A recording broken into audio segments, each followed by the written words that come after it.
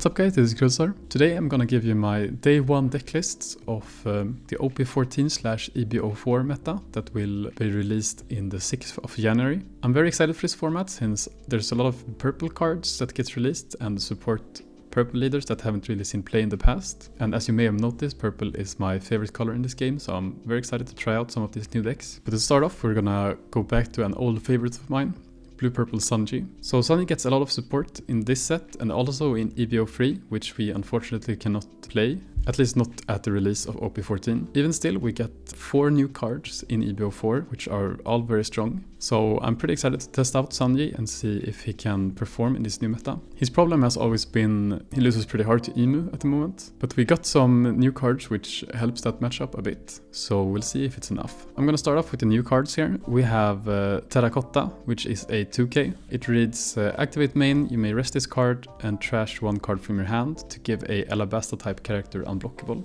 I've always wondered why Free-Cost Sanji has the Alabasta tag. It hasn't really had any synergy in the past, but now we finally get an upside for it. This is also a 2K, which means it's very easy to include this in the deck. This helps out immensely versus Emu, since the problem has been that you can't really finish the game against them when they get to 10 down and just wall up every turn. So now we at least have the game plan option of trying to put them down to 1 life or 0 life and then going unblockable on your Free-Cost Sanjis to go for game. There might be a reason to include 3 copies of this, just because it would be easier to go double unblockable in 1 turn against Emu, which I think will be needed a lot of the time. But even still, this is a great 2K for the deck, something that the opponent will have to respect from now on, which on its own is a pretty big buff. And next off we have the 2-cost Charlotte Pudding. So this is a blocker with 1k counter that reads, on your opponent's attack once per turn, you may trash 1 card from your hand. If you have 4 or more event cards in your trash, give your leader or one of your characters plus 2k power this turn. This battle. So an amazing card for this deck. I really think this card helps a lot. It's always hard to find a balance between playing events and playing cards with counter in your deck. And now if you can drop this pudding on turn 1 or turn 2, you will both be able to fill your trash with events quicker, as well as when deck building, being able to not include as many counter cards as before. As you see from this list, we have 37 non-counters, but we do have 12 counter events and also this card now, which helps filter out a lot. And it also being a blocker is super great. We've played the sheep blockers in this deck in the past, and I really think this is the best one to include for now. And then we have 2 new events. We have I heard the sound of a lady's teardrops falling. Probably just gonna call this Teardrops. So this reads, main, if your leader is Sanji, look at 3 cards from the top of your deck, reveal up to 1 Sanji or 1 event card and add it to your hand, and then trash the rest. It's also a counter event, which reads, you may trash 1 card from your hand after 1 of your Sanji cards gains plus 4k power during this battle. So another amazing card for this deck. Not only does it search any event, it also trashes the rest, which means that your trash will be filled a lot faster, and it can count as a counter event. Not the best counter event, if we're gonna be honest. Plus 4k and you need to trash 1 card is mediocre at best, but one huge part is that it can actually defend your character Sanji, and you haven't really been able to do that very well in the past. Concasser only buffs your leader. It's hard to find other counter events which doesn't go down minus that also protects your characters. So definitely an amazing card. And then we've saved the best for last. We have Stealth Black. So this is a 3-cost purple event, which reads, main, if your leader is Sanji and you have 4 or more Don cards on your field, play up to 1 Sanji with 6k power or less from your hand or trash, and trigger draw 2, trash 1. Wow, this card is...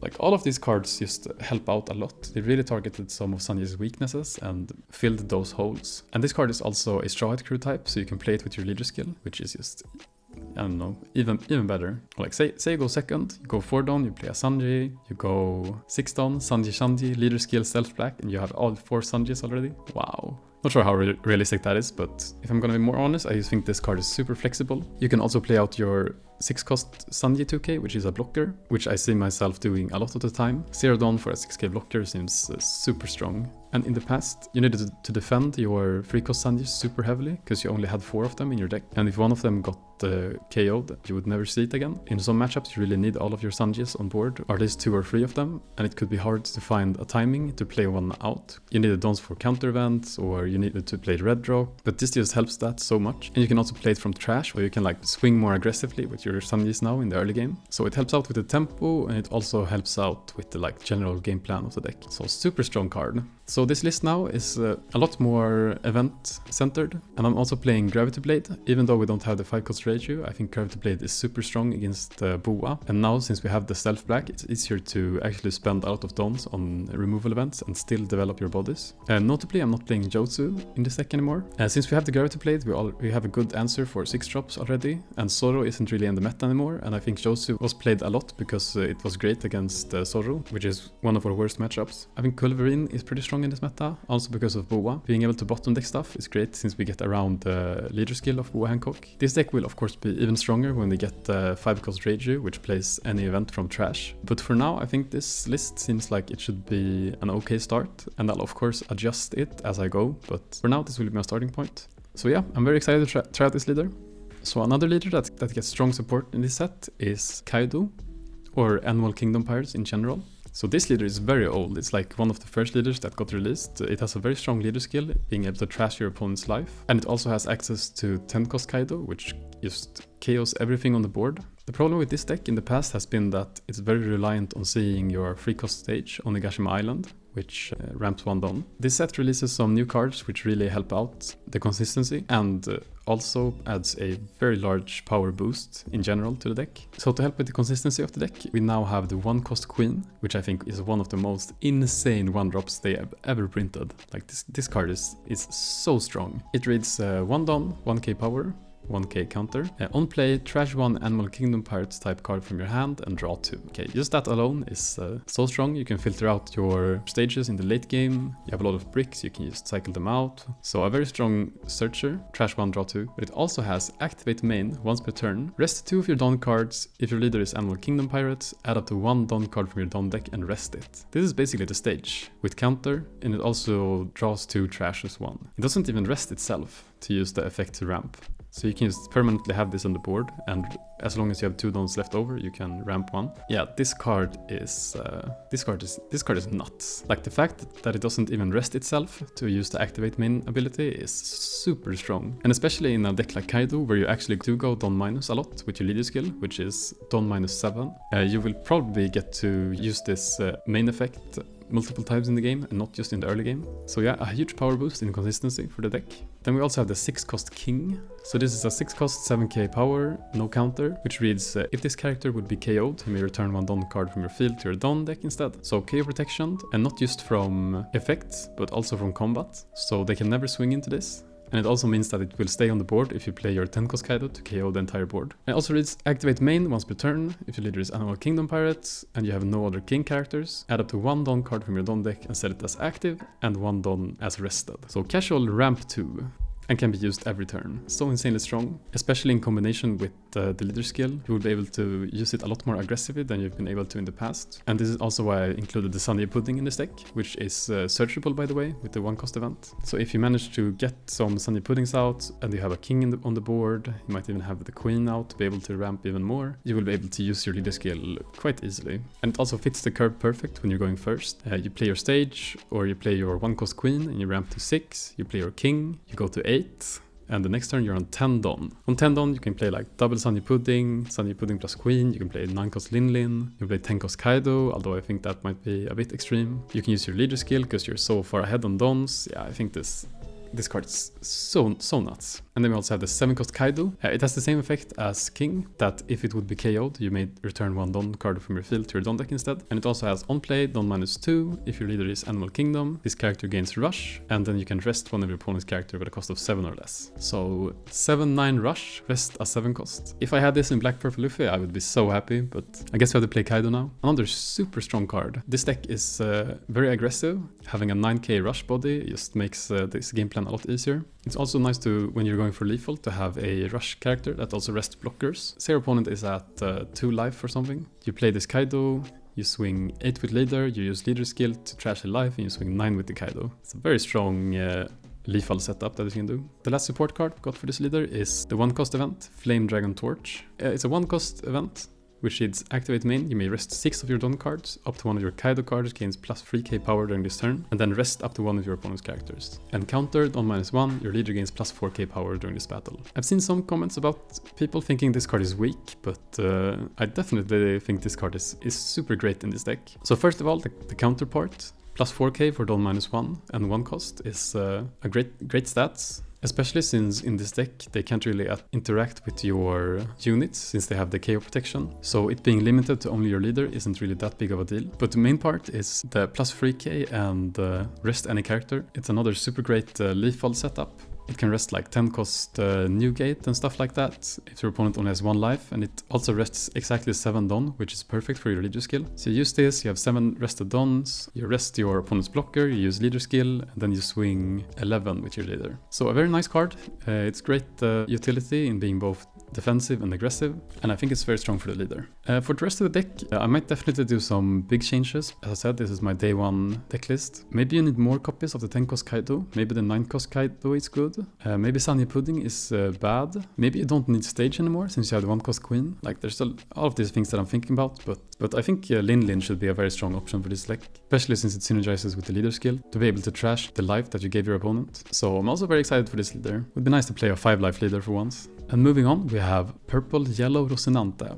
As we all know, Rosinante is the GOAT, and I'm very excited to be able to play him as a leader. This deck only got 1 new support card. It's the 6 cost Rosinante and Law, which is a 8k power blocker that reads on play if you have equal or less Don than your opponent, ramp 1 active and draw 1 card. So let's just stop at 6 cost 8k blocker. That is such a strong stat line. Like we remember Katakuri, right? The 8 cost 8k blocker, which to be honest could restand itself. When your opponent had a lot of them on board, it was very hard to actually push for damage to the opponent. And with Rosinante, you will be able to play this out very early, and it will also be super cheap to just spam multiple of these on the board. And we're also finally getting the 4 cost promo Law in the West, which is one of the cards that actually make this deck work. We haven't had this card in the West before, so I never really tried out this deck because I think it doesn't really function without it. We're also getting some support in OP14 for this leader. I'm playing the 10 cost of Flamingo. Since Rosinante is actually a Don Quixote Pirates, we can use both parts of the effect. And also the 1 cost event, Ever White, which is basically gear 2. 1 Don, you may rest 2 Dons to ramp 1. Or counter, give your leader plus 3k. I think this card is super strong in Rosinante, since when you're going first on 3 Dons you can ramp 1 and then you go to 6 Dons the next turn. And since you need to go Don minus to be able to use your leader skill, being on 6 Dons means that you will be able to play a 7 drop. So you can actually play out any of your 7 costs Law super early. So I'm pretty excited about that interaction. I might be overcooking here, but I feel like it could be a good option to play in this deck. And this deck also has access to a Perfume Femur, which means it will probably do okay into Emu. And also because it has access to the 10 cost of Flamingo. So I'm excited to try out this leader. It might not be too strong, but maybe the 6 cost Rosinante and Law can actually carry it. We'll see. And for the last purple leader that I'm excited to try out, it's Purple Foxy. So Foxy's deck that I have some history with. I actually played it back when we had the Doffy, Black Hero Luffy and Lucci meta, since it was super strong into the Flamingo, being able to lock the leader and deny them from using leader skill. This deck got some insane support, and here once again